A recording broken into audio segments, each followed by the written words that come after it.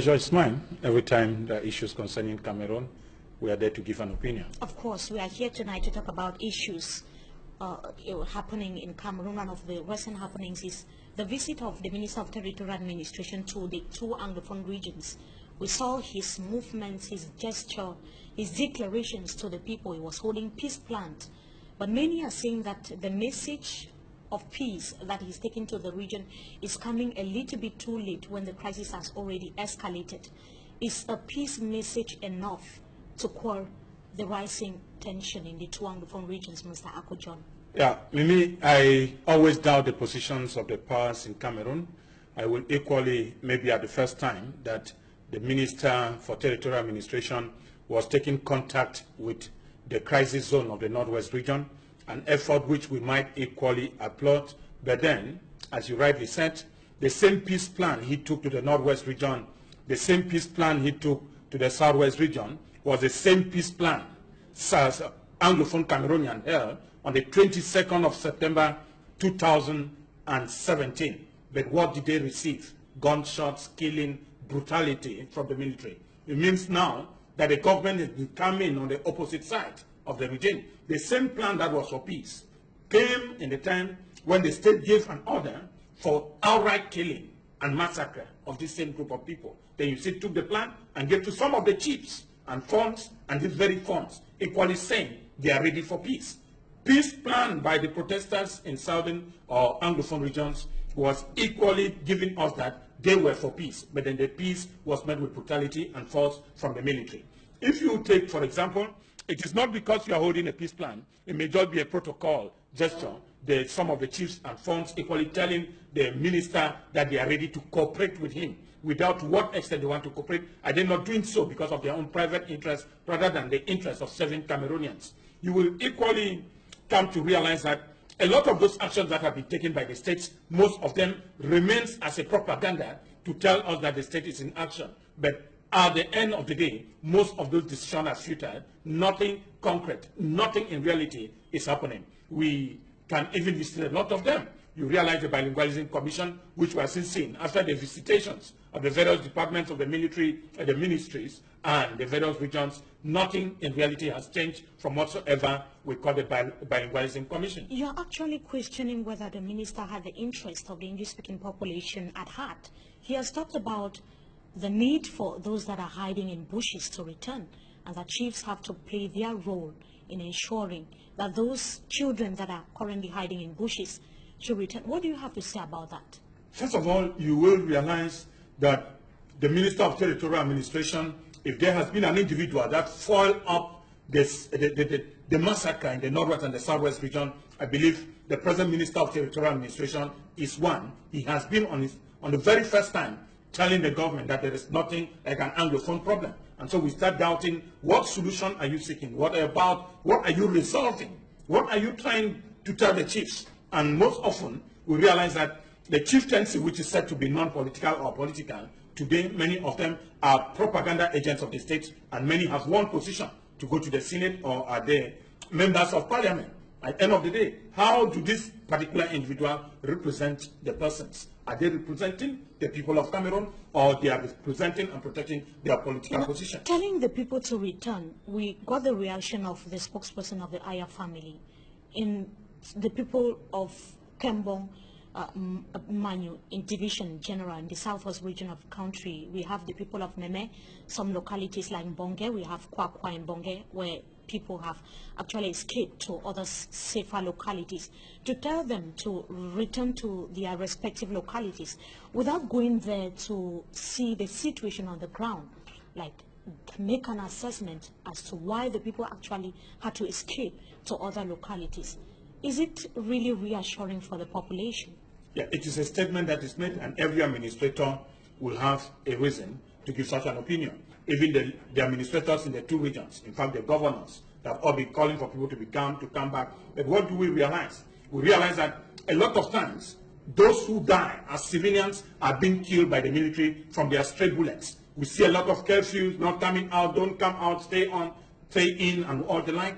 The people have been victimized by the presence of the military in the field. So what we have to do is, to me, as I said, If you take the security out of the roads, you take the armories. In fact, when you go to Manfi, you realize that we're in a war zone, that you realize war armors passing left and right at every juncture.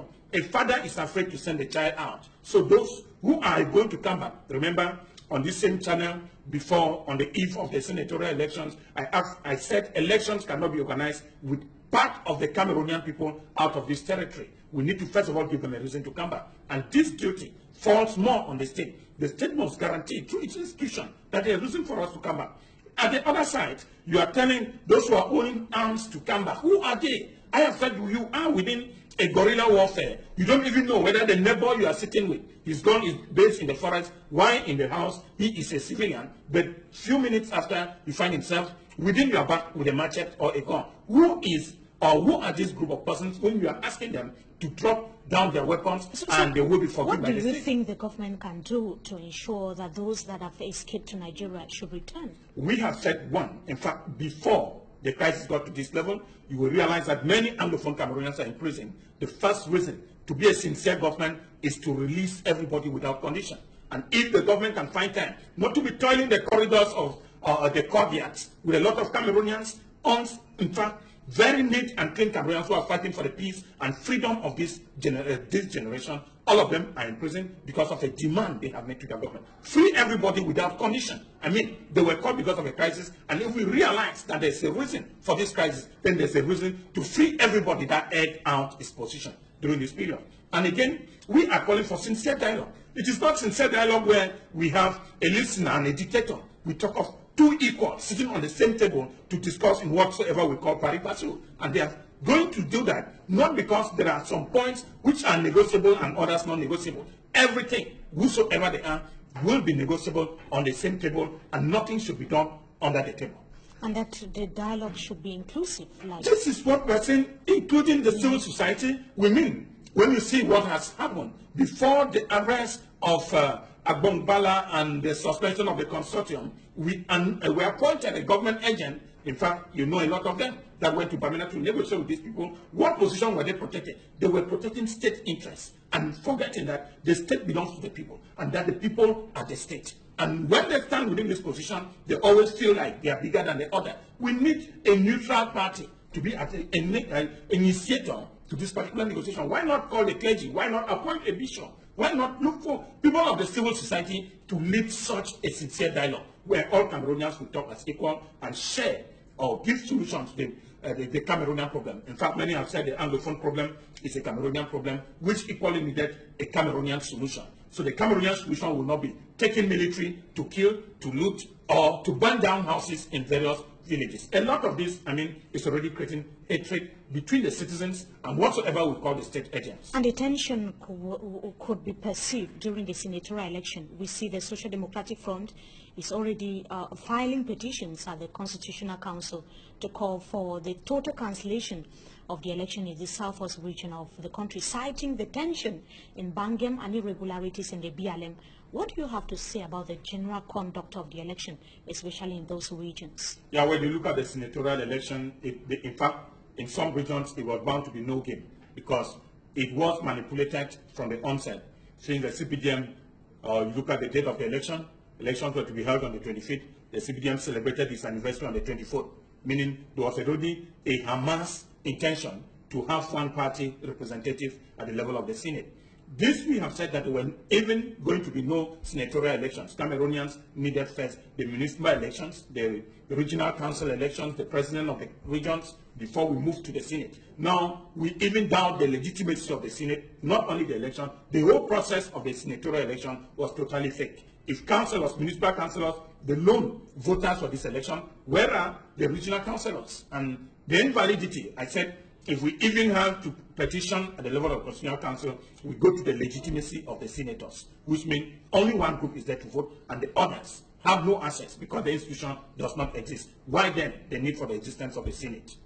So what would be a balance sheet? Because the outgoing, the senators that are there, their mandate is almost ending, even though they are holding their session in the nation's capital. Yeah, what would be your evaluation of their 5-year balance sheet? Yeah, there have been no results. I said many Cameroonians said this organ is costing Cameroonians about 38 billion every year, And when you look at the result, what do they produce? It's a center for retirement agents, those who have worked for the party, and so they have basically been compensated by the state to finance, in fact, to spend lavishly the finances and taxes of Cameroonians. We need to look at it when you even see the creation and the composition of the Constitutional Council, what results will even come from such an organ, which 90% of its composition are ex-CPDM members or still CPDM agents in power who are there to manipulate the opinion of the state. We can appreciate if such a composition will have to do more with the civil society, considering the role he has to play. We just saw the petitions that were made on the list and the composition of the CPDM party before the senatorial elections. A lot of what was said was rejected by the Constitutional Council, already telling you that the Constitutional Council is present to fulfill its obligation and giving confidence to the head of state that they are there for him.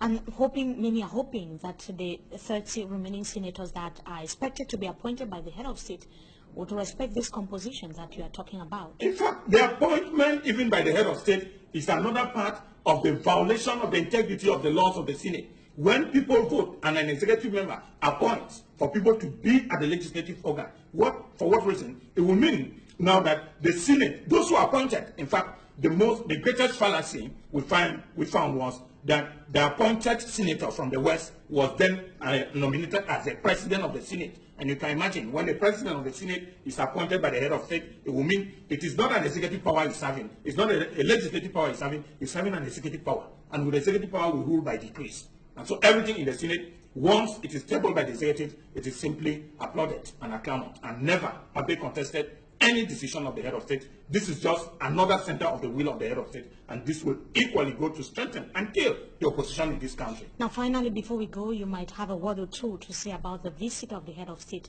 to China. He spent some few days there. He was looking at how to strengthen ties, bilateral and economic ties between China and Cameroon. What would be your evaluation of the visit of the head of state to China? Yeah, the visit to China, you know, this is a financial year that is so overburdened on Cameroonians, equally more, I will mean, not strengthening ties, but economic ties, because Cameroon needs a lot of budget to manage the African Cup of Nations in 2019. We have an electoral year. In fact, all the elections need to be sponsored. And so what the head of state had done with Xi Jinping was to tell him that we are sorry that the amount of money you gave for the computers, you know the story of the Exim Bank China, that gave about 75 billion CFA francs to finance free computers to university students. Now it's an election year. We know we are still owing you. Please, can you do us some favor again? This is an electoral year. Please give us some money and let me use. The funniest thing with Cameroonians is that for 60 years after independence, we are not capable of being financially independent. Everything of yours, including salt, water, and pepper, is still being borrowed and financed in Cameroon by foreigners. Imagine when somebody determined. We just saw the Moroccans, as we were told. When it comes to water, we are still begging water from foreigners. When it comes to electricity, electricity is still provided by foreigners. The railway is still provided by foreigners. The telecommunication sector still being financed by foreigners. I mean, 60 years after independence, 35 years in power, Cameroonians are not capable of claiming autonomy in any of the basic needs of societal, any of the needs of the state. And we still link up to being fueled, we link up to being fed, and everything, even our cars and everything, comes from the external parties. So what independence do we have? What loans have we been taking? How much have we paid? How much is left? When are we going to finish this loan? A lot of questions are still left unanswered. Thank you so much, Mr. Aku, for joining us tonight on Talking Point. We hope to have you some other time again. Thank you so much for your contribution.